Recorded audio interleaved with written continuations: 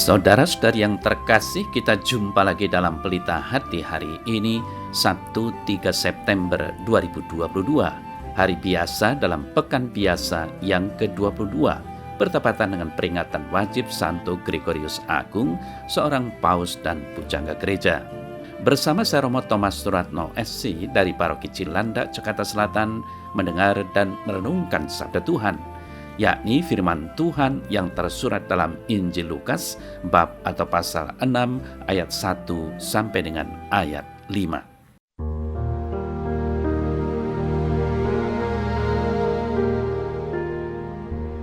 Pada suatu hari Sabat, ketika Yesus berjalan di ladang gandum, murid-muridnya memetik bulir gandum dan memakannya, sementara mereka menggisarnya dengan tangannya. Tetapi beberapa orang Farisi berkata, "Mengapa kamu berbuat sesuatu yang tidak diperbolehkan pada hari Sabat?" Lalu Yesus menjawab mereka, "Tidakkah kamu baca apa yang dilakukan oleh Daud ketika ia dan mereka yang mengikutinya lapar? Bagaimana ia masuk ke dalam rumah Allah dan mengambil roti sajian, lalu memakannya dan memberikannya kepada pengikut-pengikutnya. Padahal roti itu tidak boleh dimakan kecuali oleh imam-imam." Kata Yesus lagi kepada mereka, "Anak manusia adalah Tuhan atas hari Sabat."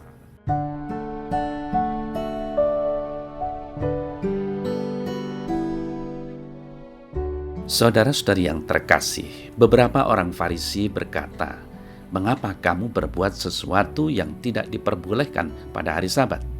Perdebatan mengenai Sabat seringkali terjadi dalam pelayanan Yesus. Perdebatan mengenai Sabat ini beberapa kali diceritakan dalam Injil. Bagi orang Farisi, Sabat adalah hari untuk berhenti dari segala kegiatan atau pekerjaan. Hal ini mereka lakukan sebagai satu ungkapan rasa kesetiaan terhadap hukum Musa. Aturan mengenai hari Sabat ini senantiasa mereka perbuat dan wariskan secara turun-temurun dari generasi ke generasi. Tetapi saudara saya yang terkasih, karena memiliki pemahaman yang kurang, sering membuat orang-orang Farisi terjebak dalam suatu kemunafikan, terbuai pada suatu tindakan penegakan aturan semata. Mereka tidak melihat apa sebenarnya hakikat dari sebuah aturan atau hukum itu. Sesungguhnya, hukum atau aturan itu dibuat dengan maksud agar hidup menjadi lebih baik. Aturan bukan untuk menyakiti dan menyengsarakan.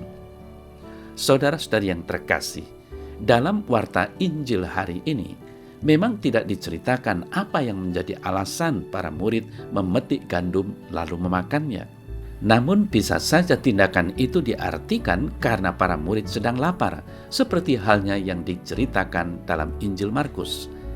Orang Farisi mempertanyakan hal ini, tetapi Yesus menjawab dengan kuasanya sebagai guru dan pelindung atas para murid. Yesus membandingkan tindakan para murid dengan tindakan yang pernah diperbuat oleh Daud. Melalui jawaban dan perbandingan ini, Yesus hendak menunjukkan bahwa keselamatan hidup berada di atas segalanya, bahkan di atas hukum Sabat.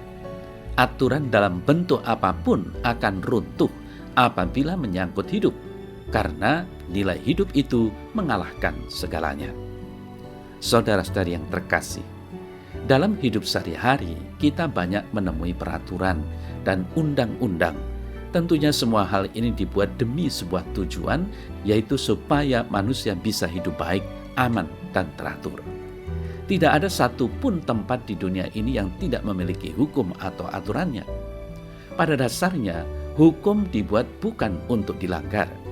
Warta Injil hari ini sesungguhnya bukan untuk mengajari kita supaya melanggar hukum. Di sini Yesus hendak mengatakan bahwa pentingnya kebijaksanaan dalam menjalani hukum. Hukum boleh saja dikesampingkan apabila kita sedang memperjuangkan nilai-nilai kehidupan. Perjuangan ini tentunya bukanlah kepentingan pribadi, tetapi kepentingan yang menyangkut orang banyak.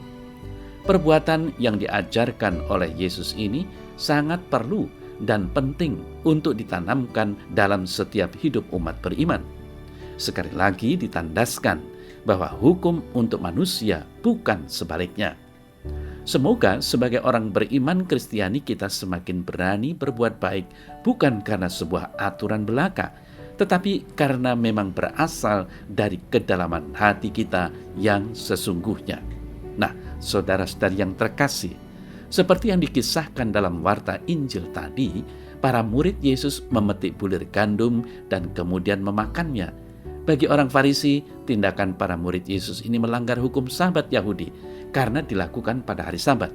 Maka mereka bertanya, "Mengapa kamu berbuat sesuatu yang tidak diperbolehkan pada hari Sabat?" Lalu Yesus menanggapi dan mengingatkan mereka pada waktu di mana Daud memberi makan pasukannya yang lapar dengan roti kudus, yaitu roti sajian yang ditempatkan dalam tabernakel. Menurut hukum yang berlaku, roti seperti ini hanya dapat dimakan oleh para imam dari rumah ibadat. Akan tetapi diberikan kepada Daud dan pasukannya atas dasar pertimbangan unsur kemanusiaan. Lalu Yesus berkata, Anak manusia adalah Tuhan atas hari Sabat.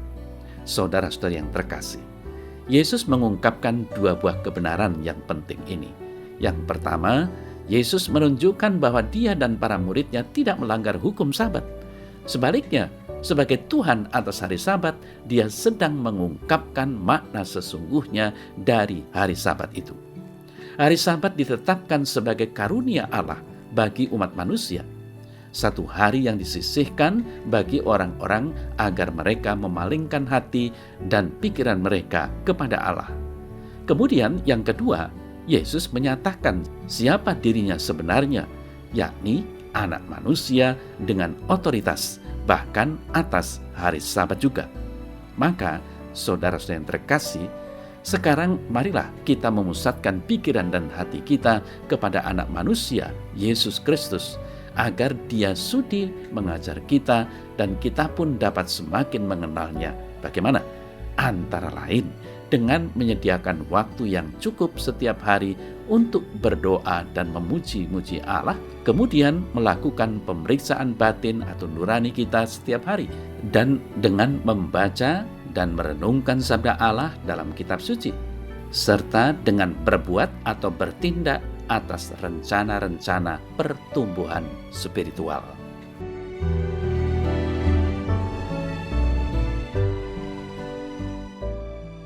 Dalam nama Bapa dan Putra dan Roh Kudus. Amin.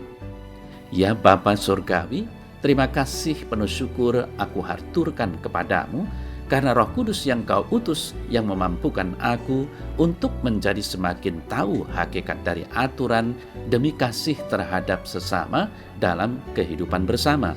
Dan akhirnya aku menjadi semakin dekat dan mengenal diri-Mu. Amin. Semoga Allah yang Maha Kuasa memberkati saudara dalam nama Bapa dan Putra dan Roh Kudus. Amin.